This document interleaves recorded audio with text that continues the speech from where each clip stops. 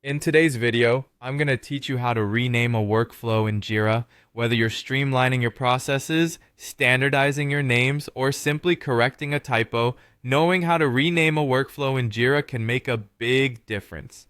Now let's walk through the process step by step to ensure that you can do this smoothly. To begin, let's get logged into Jira. Open up your preferred web browser, whether that's Chrome, Firefox, Safari, or another one of your choosing. Once there, go ahead and enter your login credentials to access your Jira account.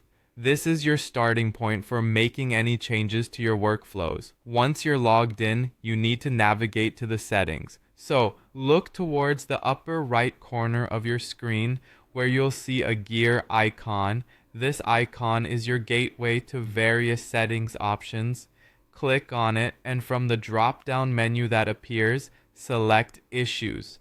This will take you into the realm of issue settings, the place where you can manage various aspects related to issues, including workflows. On the left-hand sidebar of this new screen, you'll find a section labeled Workflows.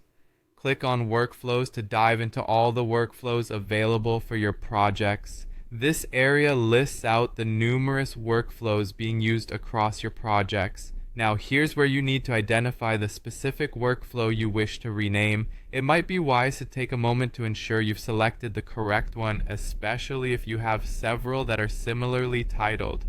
Take note, if the workflow you're eyeing to rename is active, it presents a small hurdle.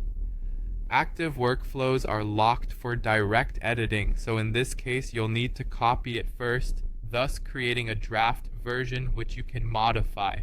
Now, if the workflow isn't active, or if you've already made a copy, proceed by clicking Edit. If copying was necessary, you'd select Copy instead, which lets you make modifications to the draft version you've just created. You're now in the workflow editor, where the magic happens. Right at the top of the page, you'll see the current name of the workflow. Click on it, and it will allow you to type in the new name you desire. This is your opportunity to ensure the name reflects the workflow's purpose clearly and concisely.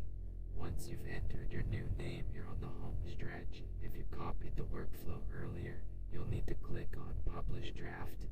This action confirms and implements your changes.